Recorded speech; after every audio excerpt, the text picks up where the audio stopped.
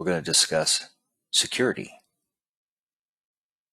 So from my home ribbon, I'm going to go to Setup.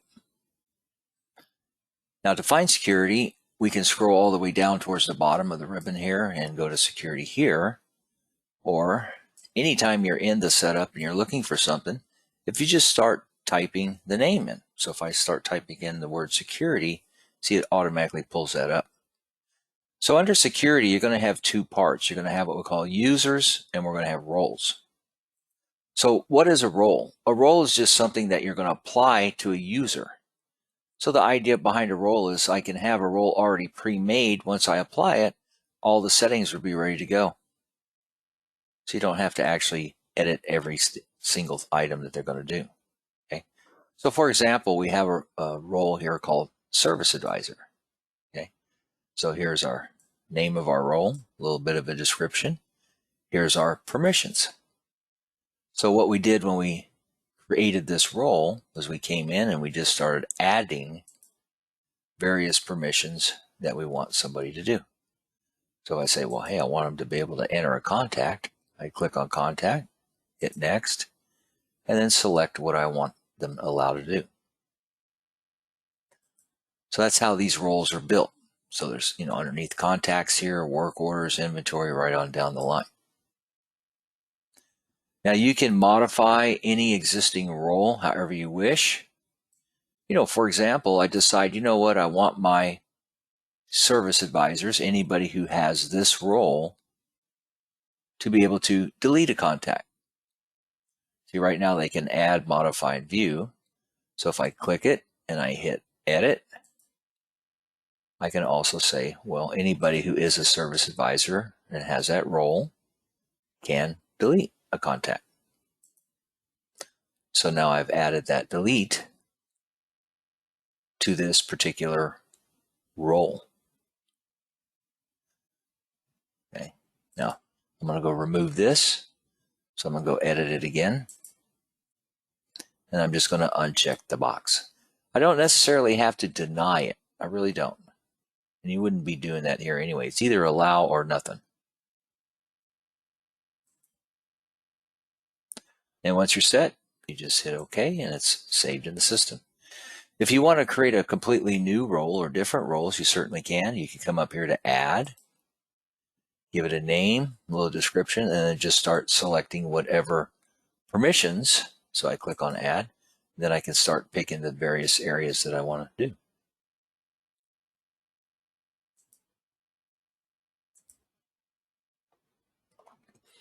So a role gets applied to a user.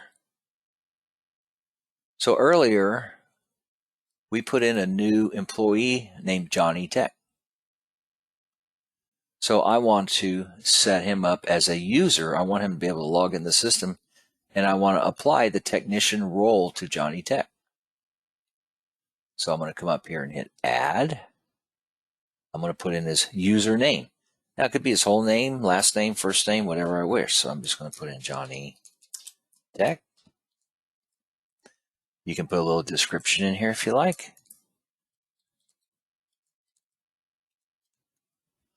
I'm going to go to security. Now security is going to be the username. In other words, that's the name they're going to see when they log on the system. As a matter of fact, I'm just going to copy and paste. Make it a little bit easier.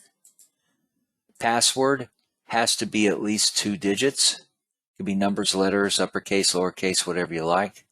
I'm just going to put JT in lowercase. That will be his password. Now I can also use Windows authentication if I wanted to. I can go browse and go find the Windows. So typically, if you're going to be using the same computer all the time, you might want to use that. And that way, when you log in, it'll just use the Windows. Now we do have a scan capability if you have a barcode reader. Now, I'm going to tell the system what role or roles Johnny Tech is going to play in the system. So I'm going to go down to the bottom. I'm going to hit add. Now it's going to give me a list of roles. I click on technician, hit OK. There we go.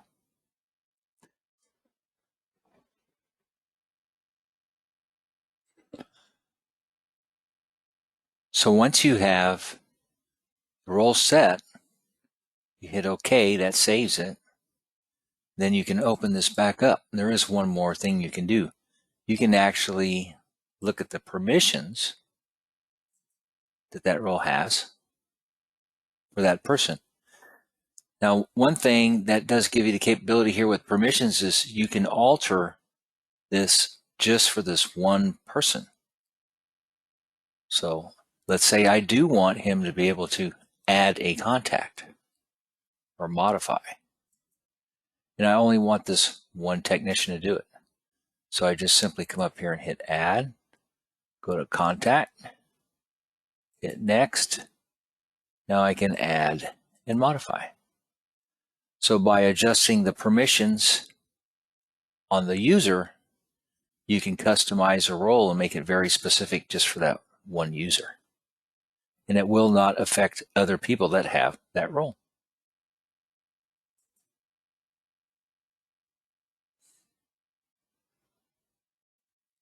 Now to apply this to the employee, we have to go back to the employee himself. Now when I open this setup again, you will notice as employees get entered into the contacts, they will actually be listed right here.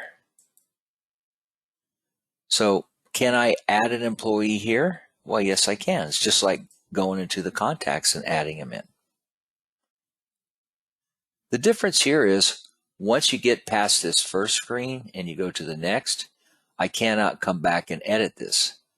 So in order to do any editing on the employee record, I must go to the contacts to do it.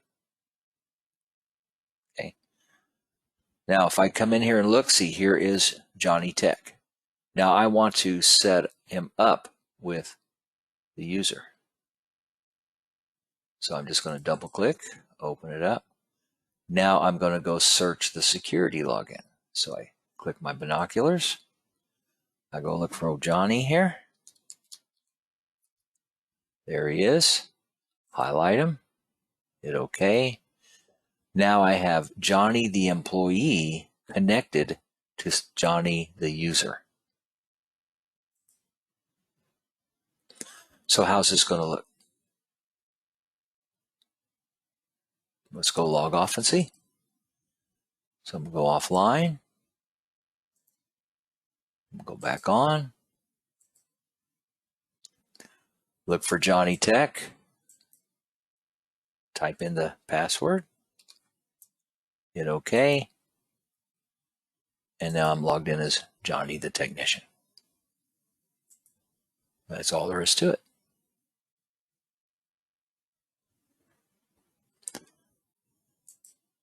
Now, just because he's an employee and I set him up as a user, it does not necessarily mean you have to do that. You can have employees in your system that are not your users.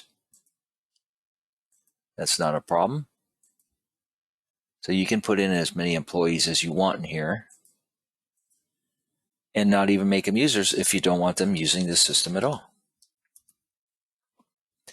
You can also add anybody as a user, a standalone user. Why would I want to do that? Well, maybe I'm the owner of the shop. I want to have a user profile set up as a service advisor, but then I want to have another user profile set up so I can access everything. Okay, that way I might be logged in as a service advisor, walk away from the computer. I don't have to worry about people getting into, the general ledger and things like that. Or I might have other people that are going to access the system remotely, maybe my accountant. So by doing that, I can actually go in and put them in as a user also. So you can have users by themselves, you can have employees by themselves, and you can have any employee that is a user.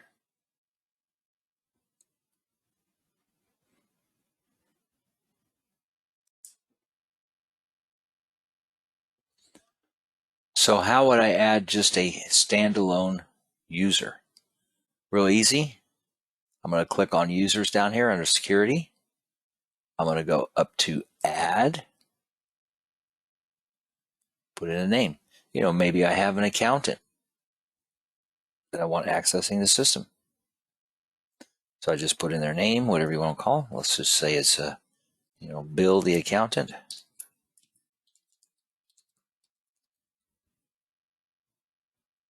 You can put a little description if you like.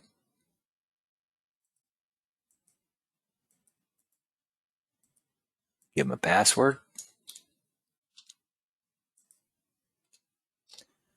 And I hit OK. Oh, I'm sorry, got to hit roles. And now I'm going to add whatever roles. So maybe I do want them to do accounting. What if I want Bill to be able to access anything and everything in my system? Administrator. Administrator is the master. That goes to anything and everything. Hit OK. And there we go. Now, can a person have multiple roles? Yes, they can. Now, if I have administrator, that's everything anyway, but let's just say we don't. And let's just remove this real quick. So I'm going to go add. I want him to have accounting and maybe inventory management. Maybe he helps with inventory once in a while. So I just hold my control key and select. So yes, you can have people that have multiple roles. Now he's just a plain user, not an employee, but yet it can still access the system and do what he needs to do.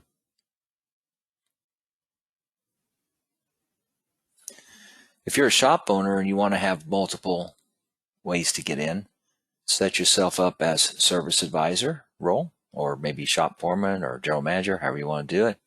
And then you just add yourself again under a different name, different password, and give yourself administrator. And you do not have to connect that one to the employee. So a lot of ways you can do it. You just pick and choose how you want to set them up.